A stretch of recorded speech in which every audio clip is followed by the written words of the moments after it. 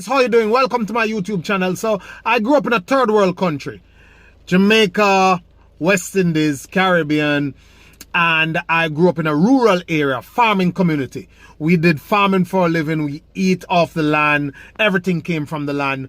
Maybe one or two teachers were around, but it was mainly farmers. Everybody tilled the soil. Everybody produced the means of their own subsistence. And it's not this big, nice, fancy farming with tractors and nice roadways and acres upon acres. It was just subsistence farming. But that I mean small plots of land that families use to produce the food they need.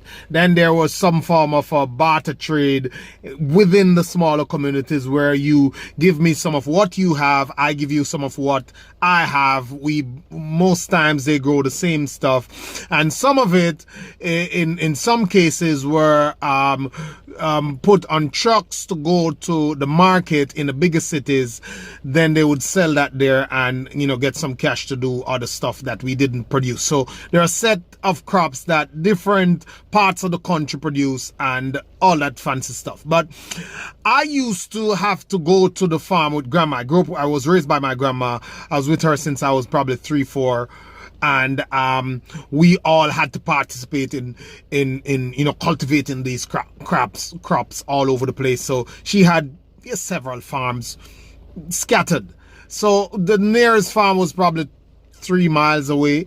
That was maybe in Cedar Valley. It could be 3.5 miles. A place they called Cedar Valley. And we had to walk there 3 miles through the bushes, mountains, valleys, all these little tracks to get there. I would spend all day there. Maybe on a Friday we wouldn't go to school, or maybe during the summer holidays, whenever you were needed to help clear the land, to do anything, then you would be pulled out of school and you had to go and help. You had no choice. Complain all you want. So when we went with grandma, we had to bring back the provisions for our dinner for another 2-3 days, because she never went to that same farm every day. She should go there like maybe 2-3 times a week. So we would bring back some of those ground provisions for our food for a couple of days or whenever.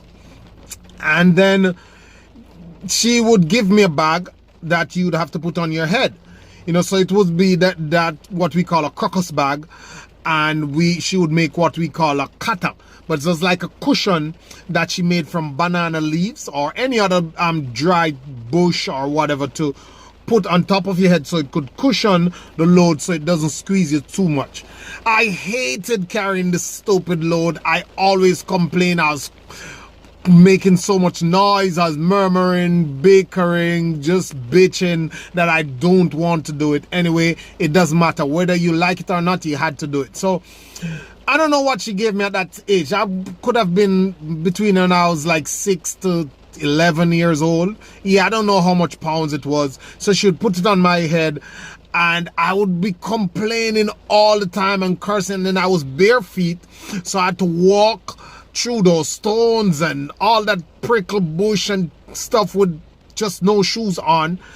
And so I was always whining and complaining. I was a tough kid, but I never wanted to carry another load, but everybody had to.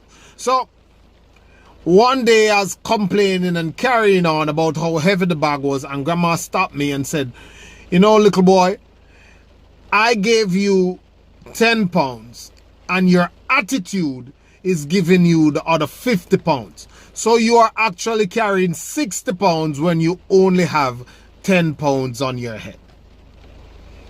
And it struck me years after that. It is our attitude that makes every difference and makes all the difference. It either makes our situation 10 times lighter or 10 times heavier. And if we have a negative approach, if we complain, when we make excuses, when we look at all the negative things that are happening or that could happen from any situation that we're in, we make it 10 times heavier.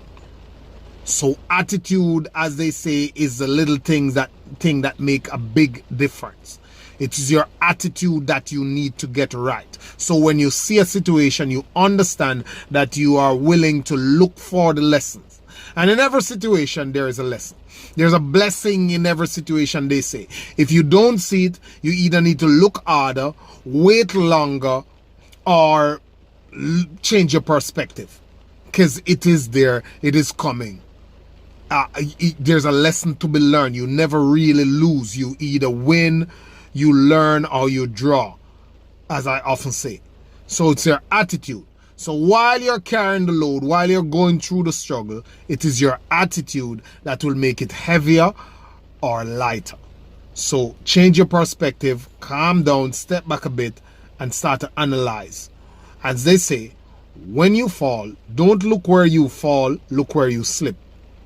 And that's usually where the lesson is to be learned, so that you don't keep circling the same mountains. If you have the wrong attitude and you have a negative outlook on life, what will happen to you is that you will live half your life creating problems for yourself, and the other half trying to get out of them. So thank you for watching. Subscribe to my YouTube channel, leave a like, leave a comment, share it to somebody who you think might help. It might help. Help me to kick my own ass as I try to do this 90-day challenge. I'm going straight for 90 days. I'm posting a video every day. It is hard as hell, but I'm going to do it. Let's go. This is what? I know, day 7, 83 to go. Awesome. Have a good one.